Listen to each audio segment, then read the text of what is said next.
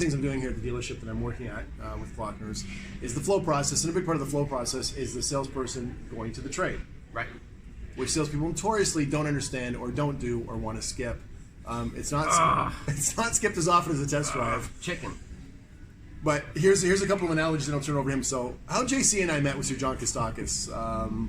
So where did you meet John? What brand? What market? Where were you selling cars? It was amazing. I was managing a little Chrysler store. As a matter of fact, I just texted John today. I said, man, I will always cherish the day you strolled back into my life on that dumpy little Chrysler store on Mayfield Road in Cleveland. That's where I bumped back into it. But we met in 1994 in Austin, Texas.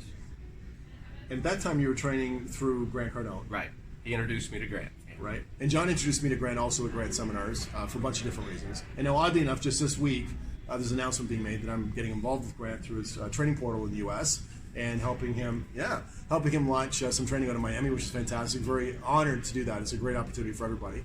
And we just shared so many similarities in understanding of retail and how we sell and psychology. He's into psychology as much as I am.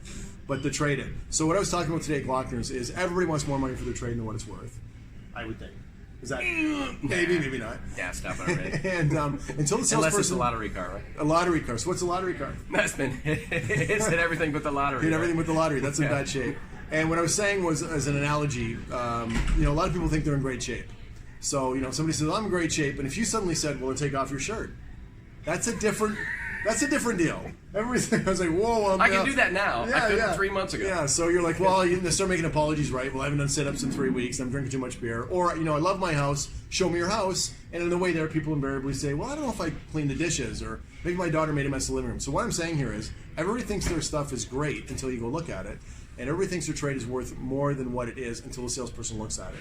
So, JC, as far as detaching, dehorsing, devaluing, can you give your viewpoint on inspecting and checking in the trade, and ideally, because of time in the deal, because we know time kills deals, right, why a salesperson should do that and hand the information off to management before the test drive? So, JC, take it away. Before the test drive, before vehicle selection, before product selection, before anything. Like we're talking meet and greet, checking the trade? Meet and greet, hey, why are you here? What are you replacing? Da-da-da-da. You're replacing it. Wow, why? It sure sounds like a nice car to me. Get that. Make them feel good about it. Yes. They've been driving it. They paid for it. Why make fun of them if you walk out and it's, you can't tell if it's, gray with brown primer or brown with gray primer. Who cares, Yeah. They've been paying for it, right? Yeah. So praise their car.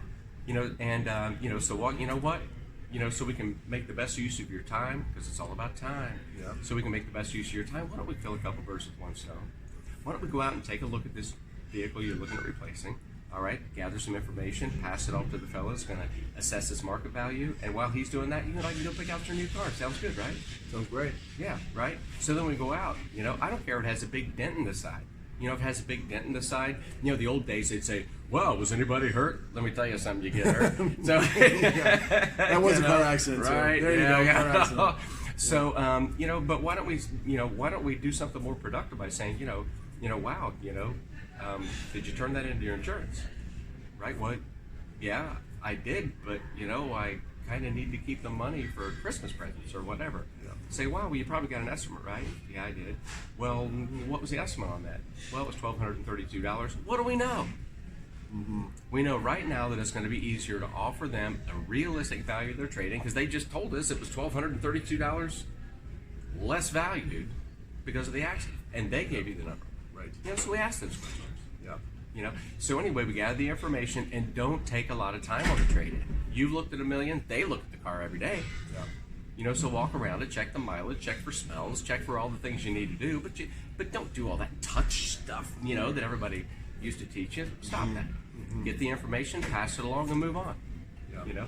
Because the more emphasis you put on the value, what do you want for it? When do you enter negotiations with it? You enter negotiations when? Well, technically, when you first meet them, shaking hands in the lot. But as soon as you start, anybody talks numbers, negotiations start. That's right. Yeah. So if you start talking numbers throughout the trade while you're looking at the trade, you start negotiations. Yeah.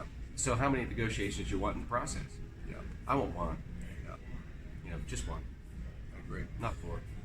I agree. So the DNA, dominant needs analysis, can happen around the trade, and it should be looked at with the sales rep, with the customer. So when they start discussing numbers, it's tough for the customer to say with a straight face, it's a great car. As far in advance as you can. Right, because you're pitting yourself and the customer against a sales manager, and that doesn't generally help.